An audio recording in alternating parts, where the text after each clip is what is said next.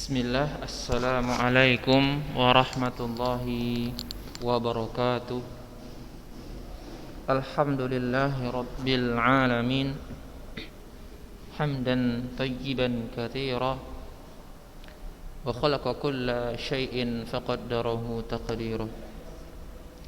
Asyhadu an la ilaha illallah wahdahu la syarika lah. Wa asyhadu anna Muhammadan abduhu wa rasuluhu alladhi la nabiyya wa la rasula ba'da amma ba'da. Alhamdulillah, kita bersyukur kepada Allah Jalla wa Ala yang sampai saat ini Allah Jalla wa Ala masih memberikan kita limpahan rahmat dan nikmatnya kepada kita semua, sehingga dengan nikmat tersebut kita diberikan Allah Subhanahu wa taala kemampuan untuk meningkatkan ibadah kita, keimanan kita kepada Allah Jalla wa Ala dalam rangka mengharapkan surganya, jannahnya kelak di akhirat. Oleh karena itu, mari kita semua sadar akan pentingnya hari akhirat, dan kita harus sadar diri bahwa kehadiran kita di sini di permukaan bumi Allah yang kita tinggal ini hanyalah sementara, yang kita bertujuan hanyalah untuk menumpuk-numpuk ibadah, menumpuk-numpuk amal, jangan menumpuk-numpuk dosa dan maksiat kepada Allah. Salawat dan salam kita sampaikan kepada Nabi kita yang mulia, Khatamul Anbiya wal Mursalin, Rasulullah sallallahu alaihi wasallam.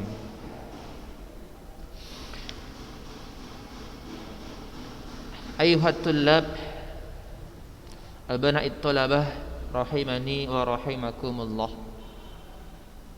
Kaif halukum jami'an? Hal antum bi khair? Naam, insyaallah antum bi khair. Aynama kuntum, ad'ullaha ta'ala likai Allah Subhanahu wa ta'ala yanzilu alaina wa alaikum ar-rahmah wan ni'mah was-sihhah wal afiyah. Amin ya rabbal alamin. Baik, bagaimana kabar antum semuanya? Sehat ya? Alhamdulillah.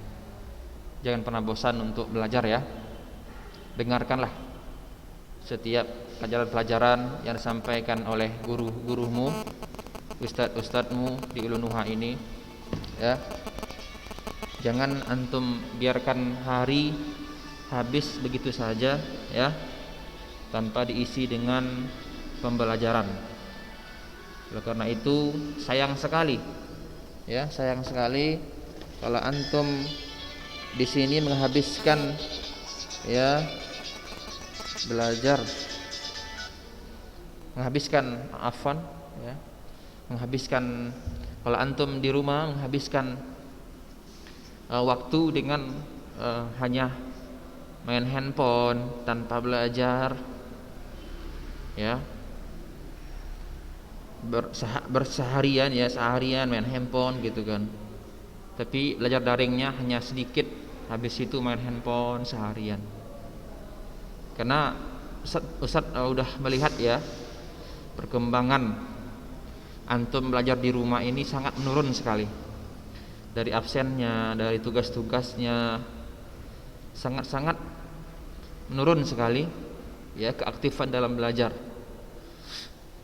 dibandingkan dengan ketika antum belajar di sekolah seperti biasa dulu. Oleh karena itu Ustaz perlu menyampaikan hal ini kepada antum semua. Jangan sampai antum sia-siakan waktu antum itu hanya terus bermain handphone, bermain game, buka HP, buka link-link web-web yang tidak baik, tidak bagus ya, yang menjijikkan gitu kan. Jangan antum coba seperti itu. Karena apapun yang antum buat nanti, apapun ya yang antum kerjakan, tangan antum yang mengklik ya mengklik di Google hal-hal yang bermaksiat, tangan antum nanti itu akan dipotong. Tangan antum nanti itu akan dipertanyakan kemana aja liarnya tangan antum membuka hal-hal yang tak bermanfaat, mengklik ya film-film yang gak bagus misalnya, atau bermain game jari antum itu ya berseharian. Itu nanti kelak itu jari akan dipertanyakan nanti di akhirat. Hati-hatilah antum, hati-hatilah kita semua, jangan sampai gara-gara jari kita menjadi penyebab kita dicampakkan ke dalam jahanamnya. Na'udzubillah, tsumma na'udzubillahi min dzalik. Baik, anak ustaz semuanya, hari ini kita kembali ya belajar, melanjutkan ya pelajaran tarikh ya, pelajaran tarikh ini dalam rangka menumbuhkan kecintaan kita kepada Rasulullah Sallallahu Alaihi Wasallam. Dengan kita semakin banyak mempelajari sirah ini, semakin dalam kita mempelajari kehidupan Nabi, maka insya Allah nanti akan tertanam kuat, membekas di hati kita kecintaan itu. Kita belajar sirah ini, tarikh ini hanyalah sepintas sebenarnya, sesuai dengan kitab kita ya. Itu sebenarnya adalah kitab matan, tanya jawab ya. Jadi ada lagi yang lebih luas keterangan-keterangan tentang sirah ini ya. Di antaranya buku Ustadz yang Ustadz rujukkan dari syarahnya, yaitu kitab Ar-Rahiqul Makhtum karangan Syekh Safiyur Rahman Al-Mubarakfuri, itu bagus ya. Atau kalau bahasa Indonesianya judulnya Sirah Nabawiyah. Itu ada dijual itu ya di toko-toko buku. Kitab yang bagus ya, sudah disahihkan. Nah, itu perlu untuk tambah-tambahan tentang pengetahuan kita masalah tarikh ini. Jadi gak cukup dengan pelajari buku ini saja, tapi ingat, buku kita ini hanyalah memberikan gambaran secara umum ya, poin-poin utama saja ya, poin-poin utama saja yang antum harus ingat, antum harus tahu poin-poin utama itu. Apalagi antum di Lunuha, seharusnya ini sudah antum hafal ya. 2 tahun sebelumnya Ustadz ngajar tarikh ini ya, itu anak-anak kalau belajar langsung ya, Ustadz suruh mereka untuk menghafal, mengulang-ulang supaya hafal ya. Karena ini kan mudah sebenarnya ya, mudah. Kenapa mudah? Karena dia sedikit gitu kan, sedikit sekali. Nah, kan nggak banyak dia. Inilah yang mungkin banyak. Nah, ini kan ada berapa baris cuma gitu kan. Kalau yang lalu itu kan sedikit ya. Nah, coba ini ya, yang 13 ini kan sedikit. Kam umruhu sallallahu alaihi wasallam yauma bu'itsa wa ilaman bu'itsa. Kan ini pertanyaannya, ini jawabannya. Sedikit. Jadi mudah untuk dihafal. Seharusnya seperti itu. Ya. Itu ya. Baik. Kita hari ini menyambung kembali pelajaran kita kemarin. Kemarin kita belajar ya tentang apa? Ini dia. Kepada siapa ya? Kepada siapa Nabi memulai dakwah secara terang-terangan? Dengan siapa Nabi memulai dakwah secara terang. Jadi kita ini udah masuk ya, udah masuk kepada sejarah Nabi sudah mulai mendakwahkan kaumnya yang di sekitar Makkah. Kalau dulu kan Nabi berdakwah secara apa? Secara sirron, secara sembunyi-sembunyi, antar keluarga, antar teman, rumah ke rumah gitu kan. Tapi hari ini gitu kan, yang poin yang ke-20 ini, Nabi sudah diperintahkan untuk menyampaikan dakwah ini kepada penduduk kota Makkah. Dengan adanya ayat ini ya, surah Asy-Syu'ara ini merupakan perintah kepada Rasulullah Sallallahu Alaihi Wasallam agar mendakwakan Islam secara terang-terangan. wa anzir ashiratakal aqrabin. Ini di ayatnya ya. Dengan adanya ayat ini ya, dan berilah peringatan kepada keluargamu yang terdekat. Akhirnya Rasulullah naik ya di bukit Jabal Qobis. Kemudian baik orang yang umum, orang yang khusus, dia pun menyeru, wahai kelompok kaum Quraisy, ya, wahai Abdul Manaf dan seterusnya. Ya, jadi Nabi mulai mendakwahkan dengan memberikan gambaran, selamatkan diri kalian, angkizu ampusakum minan nar, selamatkan diri kalian dari neraka. Nabi udah menyinggung yang namanya akhirat. Ya, Nabi sudah menyinggung, mengingatkan kepada kaumnya tentang hari akhirat.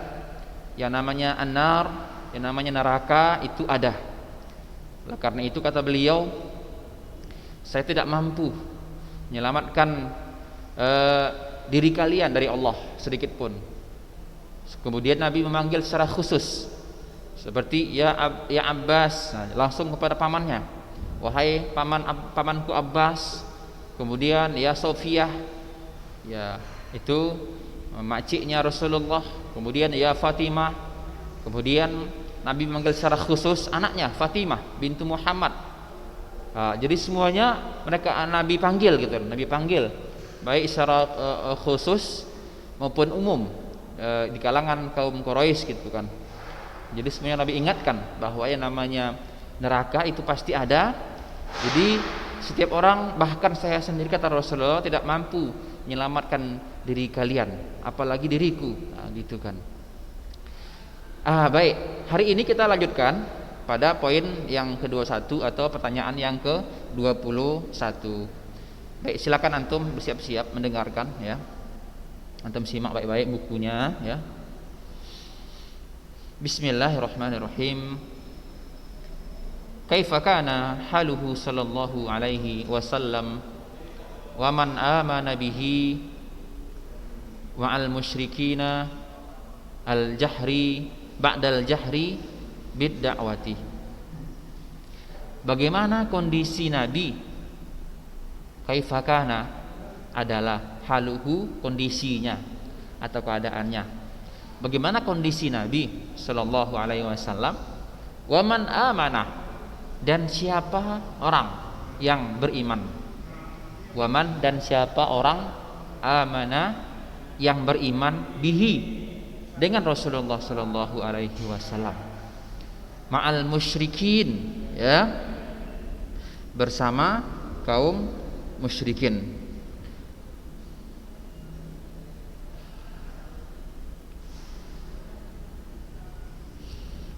Ya, bagaimana keadaan Rasulullah sallallahu alaihi wasallam dan orang-orang yang beriman bersama beliau dengan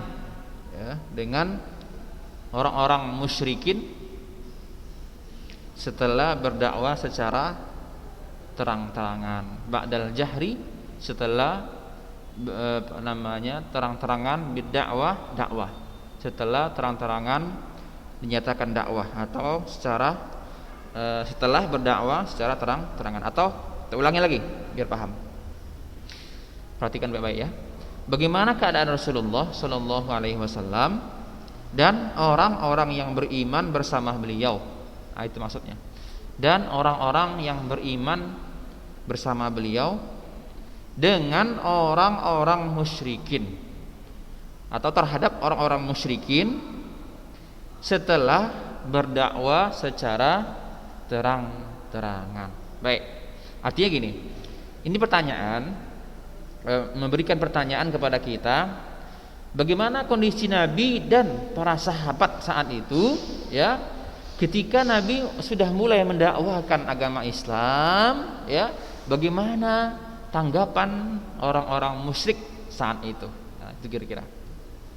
Jawabnya adalah lamma jahara sallallahu alaihi wasallam bid-da'wah, lamma tatkala jahara Nabi sallallahu alaihi wasallam menjaharkan terang-terangan bid-da'wah, dalam berdakwah, balaghul musyrikuna, orang-orang musyrik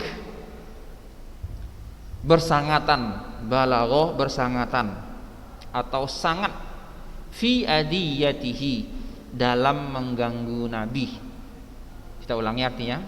Tatkala Nabi Shallallahu Alaihi Wasallam berdakwah secara terang-terangan, orang-orang musyrik sangat-sangat berlebihan.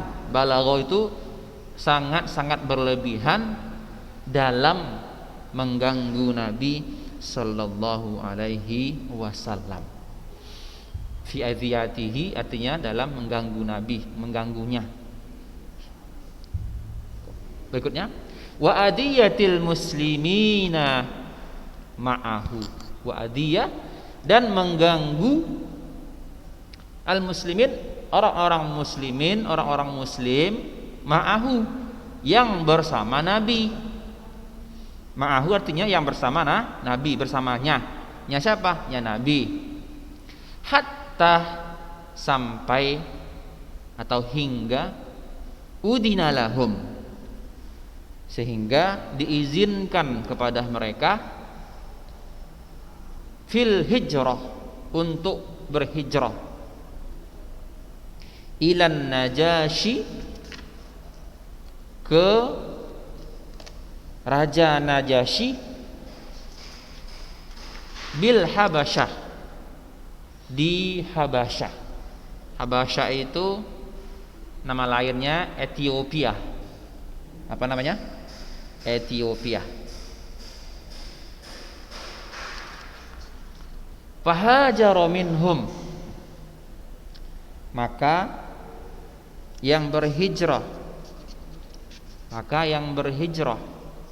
di antara mereka, nahwu samanina, sekitar samanina, 80 orang, rojulan, laki-laki, ba'duhum binafsihi, ba'duhum, sebahagian mereka, binafsihi, dengan diri mereka sendiri atau secara pribadi, wa ba'duhum bi ahli, dan sebahagian mereka bi ahli, dengan keluarganya. Maka berhijrahlah kaum muslimin saat itu, yang jumlah mereka adalah sekitar 80 orang laki-laki, dan sebahagian mereka ada yang hijrah dengan diri mereka sendiri tanpa keluarga, dan sebahagian mereka ada yang hijrah dengan keluarganya, keluarganya. Baik, sekarang dengarkan keterangannya sampai kepada antum. Jadi kita ketahui ya, setelah berbagai tekanan yang dilancarkan orang-orang musyrik, orang-orang Quraisy, dimulai dari pertengahan atau akhir tahun keempat dari nubuwah. Jadi pertengahan atau akhir tahun keempat dari nubuwah. Jadi setelah 40 tahun umur Nabi, kan Nabi kan umur 40 tahun diangkat menjadi rasul gitu kan. Nah, setelah 40 tahun itu ya, ada sekitar 3 atau 4 tahun atau awal akhir tahun keempat ya, disitulah orang-orang musyrik mulai ya menampakkan cakar mereka. Mereka mulai mengganggu, mengusik Nabi Shallallahu Alaihi Wasallam. Kenapa? Karena Nabi sudah mulai mendakwakan Islam secara terang-terangan. Nah, terutama orang-orang musyrik ini mengarahkan tekanan tersebut kepada orang-orang lemah, para budak misalnya, orang-orang miskin gitu kan. Hari demi hari, bulan demi bulan, tekanan mereka semakin luas, semakin keras hingga pertengahan tahun ke-5. Lama ya, lama. Sehingga Makkah terasa sempit, terasa sesak di dadah mereka tinggal di Mekah itu bagi orang-orang muslim yang lemah. Ya, tempat kelahiran mereka itu jadi sesak rasanya, tersiksa rasanya tinggal di kampung mereka sendiri karena tekanan-tekanan yang dilakukan oleh orang-orang musyrik saat itu. Mereka pun mulai berpikir untuk mencari jalan agar keluar dari siksaan yang pedih ini. Dalam kondisi yang sempit dan terjepit ini, turunlah surah Al-Kahfi sebagai sanggahan terhadap berbagai pertanyaan yang disampaikan orang-orang musyrik kepada Nabi Shallallahu Alaihi Wasallam saat itu. Dalam surah Al-Kahfi itu ada meliputi 3 kisah. Di samping di dalamnya terkandung isyarat yang pas dari Allah terhadap hamba-hambanya yang beriman. Nah, kisah pertama adalah tentang Ashabul Kahfi yang mereka diberikan petunjuk untuk keluar dari kampung mereka menuju tempat persembunyian. Itu kisahnya ya. Kenapa? Karena pemuda Kahfi tersebut mengalami gangguan dari orang-orang musyrik saat itu. Raja yang berkuasa saat itu mengganggu keimanan orang-orang Ashabul Kahfi saat itu, sehingga mereka pun diberi petunjuk untuk hijrah dari pusat kekufuran dan permusuhan. Mereka mengkhawatirkan akan keimanan mereka. Nah, bunyi ayat itu ialah dalam surah Al-Kahfi ayat yang ke-16 ya. Ayat yang ke-16. Di situ ada disebutkan ya. Allah Subhanahu wa taala mengatakan, wa izi'tazaltumuhum wa ma ya'buduna illallah fa'u ilal kahfi yanshur lakum rabbukum mir rahmatihi wa yuhayyi lakum min amrikum mirfaqah. Dan apabila kalian meninggalkan mereka dan apa yang mereka sembah selain Allah, maka carilah tempat berlindung ke dalam gua itu. Niscaya Rabb kalian akan melimpahkan sebagian rahmatnya kepada kalian dan menyediakan sesuatu yang berguna bagi kalian dalam urusan kalian. Al-Kahfi ayat 16. Itu kisah yang pertama tentang Ashabul Kahfi.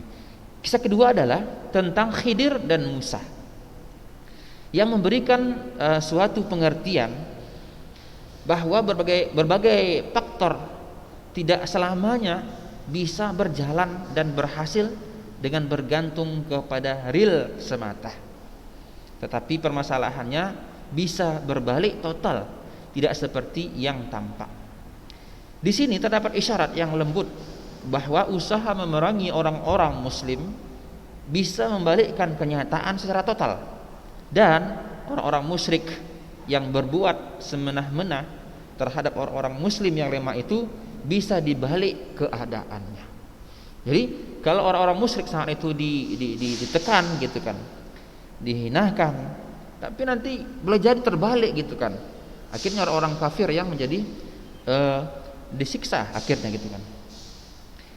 Kisah ketiga adalah tentang Zulkarnain yang memberikan suatu pengertian bahwa bumi ini adalah milik Allah yang diwasiatkannya kepada siapapun yang dikehendakinya dari hamba-hambanya, bahwa keberuntungan hanya diperoleh di jalan iman, bukan di jalan kekufuran, bahwa dari waktu ke waktu Allah senantiasa akan menurunkan orang yang siap membela dan menyelamatkan orang-orang yang lemah, seperti Ya'juj dan Ma'juj pada zaman itu, bahwa yang layak mewarisi bumi adalah hamba-hamba Allah yang soleh. Kemudian turun lagi surah Az-Zumar ayat yang ke-10. Allah mengatakan, lilladzina ahsanu fi hadhihi dunya hasanah wa ardullahi wasi'ah innama yuwaffas sabiruna ajrahum bighairi hisab.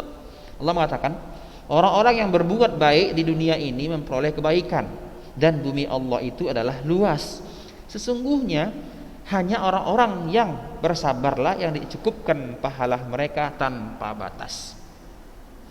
Rasulullah Shallallahu Alaihi Wasallam tahu bahwa Al-Asamah An-Najasi, namanya Al-Asamah An-Najasi, raja yang berkuasa saat itu di Habasyah atau di Ethiopia, adalah seorang raja yang adil. Tak bakal ada seorang pun yang teraniaya di sisinya. Oleh karena itu beliau memerintahkan agar beberapa orang Muslim hijrah ke Habasyah, melepaskan diri dari cobaan sambil membawa agamanya. Jadi Raja Najasyi beragama Nasrani. Kita ketahui bahwa saat itu ya, agama Nasrani walaupun sudah dirubah-rubah agamanya, kitab sucinya, tapi masih ada juga yang lumayan banyak keaslian tentang Injil tersebut gitu kan. Termasuk di antaranya raja ini, Najasyi ini ya, dia masih meyakini ya akan agama ini, agama Nasrani, Injil ya, masih ada yang bagusnya gitu kan. Walaupun sebagian besar sudah dirubah-rubah oleh tangan manusia.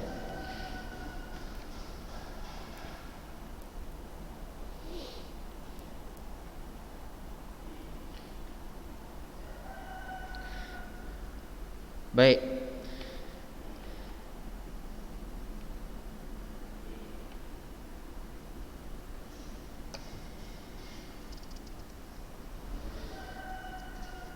Jadi sampailah mereka di sana ya, di Habasyah, sekumpulan kaum muslimin yang menyelamatkan akidah mereka ya. Akhir cerita nanti kita akan mengetahui setelah sampai ke Raja Najasyi.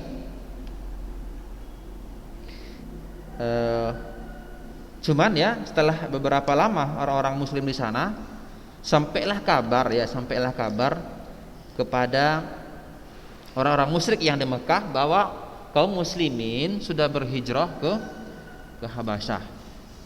Habasyah ini termasuk pusat bisnis juga, pusat bisnis ya di kalangan Arab Mekah saat itu, sehingga hubungan bisnis dengan Habasyah ini sangat kuat gitu kan, termasuk orang-orang kafir Quraisy saat itu.